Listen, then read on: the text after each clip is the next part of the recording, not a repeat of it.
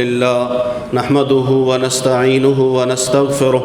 ونعوذ بالله من شرور أنفسنا ومن سيئات أعمالنا من يهده الله فلا مضل له ومن يضلله فلا هادي له أشهد أن لا إله إلا الله وحده لا شريك له وأشهد أن محمدًا عبده ورسوله أما بعد فإن خير الحديث كتاب الله وخير الهدي هدي محمد صلى الله عليه وسلم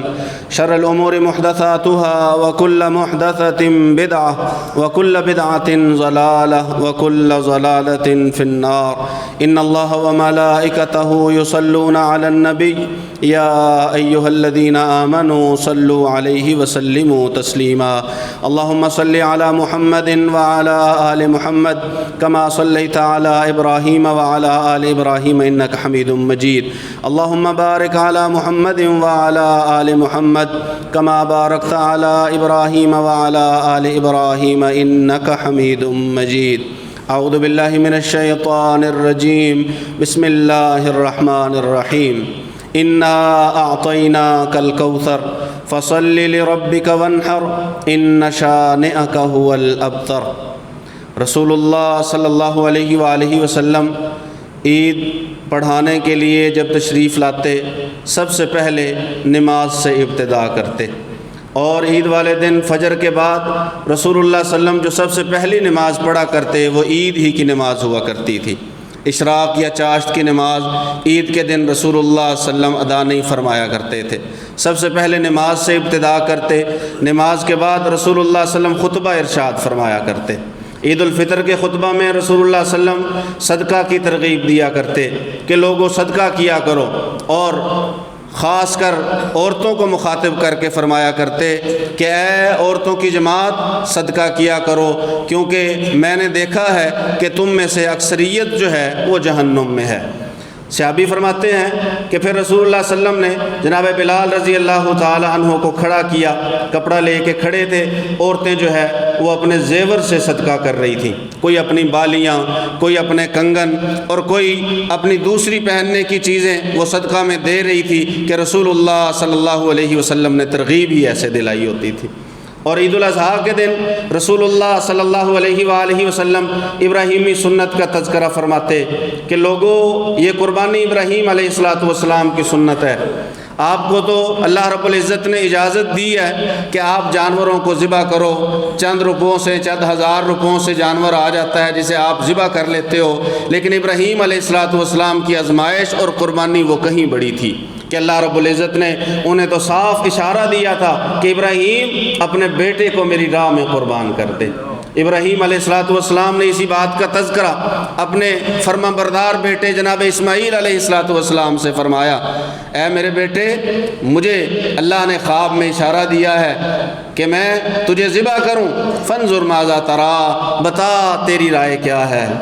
تیری کیا مرضی ہے، تیرا کیا خیال ہے۔ یا ابت افعل ما تؤمر، ادھر سے بھی وہی حکم کہ میرے والد محترم، آپ نے ساری زندگی اللہ کے کسی بھی حکم کو پس پشت نہیں ڈالا، کسی بھی حکم کی نافرمانی نہیں کی، کبھی بھی اللہ کی حکم عدولی نہیں کی، کبھی بھی اللہ رب العزت نے اس بات میں آزمایا، آپ کبھی بھی آزمائش میں فیل نہیں ہوئے، تو یہ کام بھی جیسے آپ کو حکم ہے ویسے آپ کر دیجئے۔ یا ابت افعل ما تؤمر ستجدنی انشاءاللہ من الصابرین۔ اب ظاہر ہے باپ کو بیٹے کا خیال تو ہوگا، بیٹے کا خیال باپ کو ہی ہوتا ہے، اور پھر سوچا ہوگا تکلیف ہوگی، کیسے ذبح ہوگا، کیسے چھری چلے گی، کیسے خون بہے گا، کیسے رگیں کٹے گی، بڑی تکلیف میں ہوگا۔ اسماعیل علیہ السلام نے فرمایا ستجدنی انشاءاللہ من الصابرین، تکلیف جتنی بھی ہوگی چلاؤں گا نہیں، روؤں گا نہیں، صبر کروں گا، یہ اللہ کا حکم ہے، اور اللہ کے حکم کے آگے سر تسلیم خم کرنا یہی ایک مسلمان کی ذمہ داری ہے۔ ستجدنی انشاءاللہ من الصابرین، میری اپنی جان جائے گی، میں خود ذبح ہوں گا لیکن میں خود ہی صبر کروں گا، میں صابر رہوں گا، یہ اللہ کا حکم ہے۔ وہی بات جو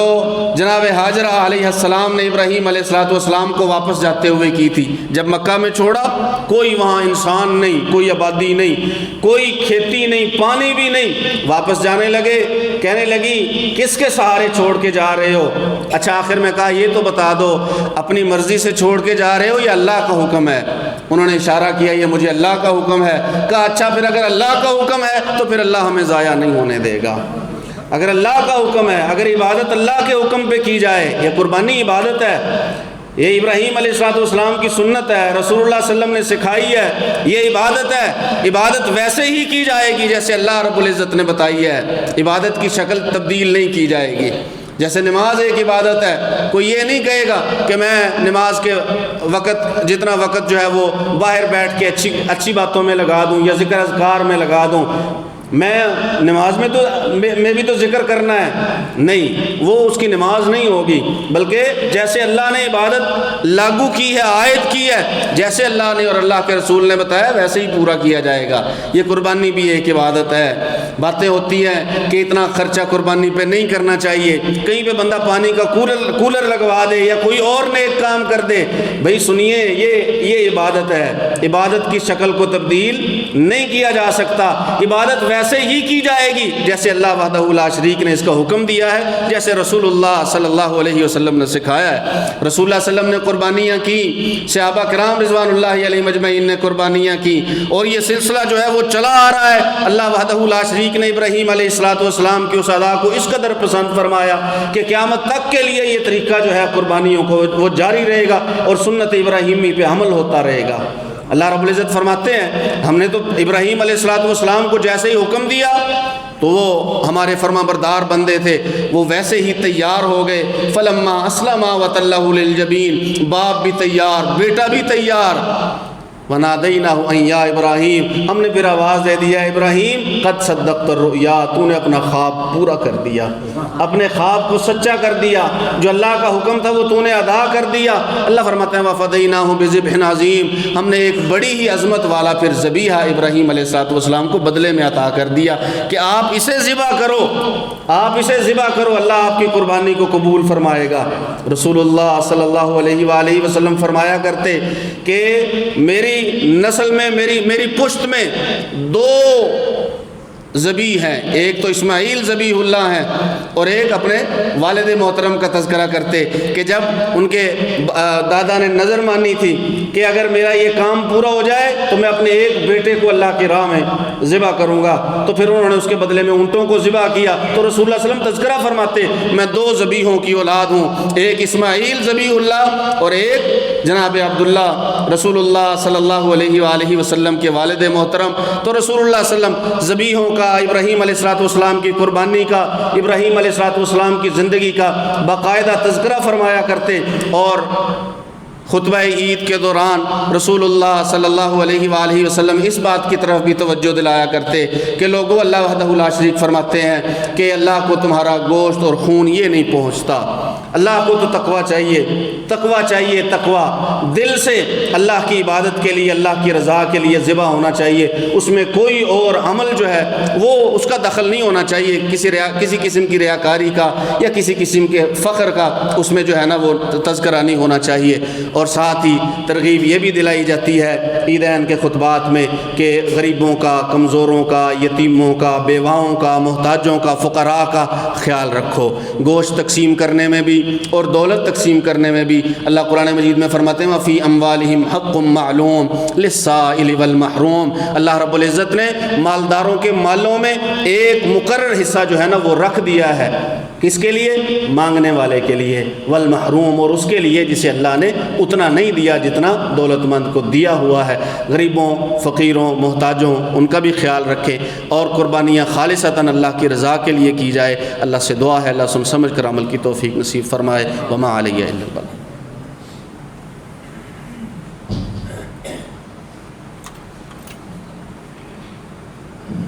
إن الحمد لله نحمده ونستعينه ونستغفره ونعوذ بالله من شرور أنفسنا ومن سيئات أعمالنا من يهده الله فلا مضل له ومن يضلله فلا هادي له أشهد أن لا إله إلا الله وحده لا شريك له وأشهد أن محمدا عبده ورسوله أما بعد فإن خير الحديث كتاب الله وخير الهدي هدي محمد صلى الله عليه وسلم شر الأمور محدثاتها وكل محدثة بدعة وكل بدعة ضلالة وكل ضلالة في النار يا رب لك الحمد كما ينبغي لجلال وجهك وعظيم سلطانك اللهم صل على محمد وعلى آل محمد كما صليت على إبراهيم وعلى آل إبراهيم إنك حميد مجيد اللهم بارك على محمد وعلى آل محمد كما باركت على إبراهيم وعلى آل إبراهيم إنك حميد مجيد ربنا آتنا في الدنيا حسنة وفي الآخرة حسنة وقنا عذاب النار ربنا ظلمنا أنفسنا وإن لم تغفر لنا وترحمنا لنكونن من الخاسرين اللهم اكفنا بحلالك عن حرامك واغننا بفضلك عمن سواك ربنا اغفر لنا ذنوبنا وكفر عنا سيئاتنا وتوفنا مع الأبرار اللہ ہمارے بیماروں کو شفا عطا فرما اللہ ہمارے بیماروں کو شفا عطا فرما یا اللہ جو دنیا سے گزر گئے ہمارے بھائی بند حالت ایمان میں تیرے بندے بندیاں اللہ ان کی بخشش فرما جنہیں بخش دیا ان کے درجات بلند فرما الہ العالمین جو دنیا سے چلے گئے ہمارے بڑے ہمیں ان کے اجر سے محروم نہ کرنا ان کے اجر والے کاموں سے ہمیں محروم نہ کرنا اور نہ ہی ان کے بعد ہمیں کسی قسم کی گمراہی میں مبتلا کرنا الہ العالمین نیکی پہ چلنے کی توفیق عطا فرما اپنے اطاعت کرنے کی توفیق عطا فرما اپنے رسول کی اطاعت کرنے کی توفیق عطا فرما صحابہ کرام کے نقش قدم پہ چلنے کی توفیق عطا فرما اللہ ہم تیری عبادت کے لیے تیرے پیغمبر کے حکم کے مطابق قربانیاں کرنے جا رہے ہیں الہ العالمین ہم سے قبول فرما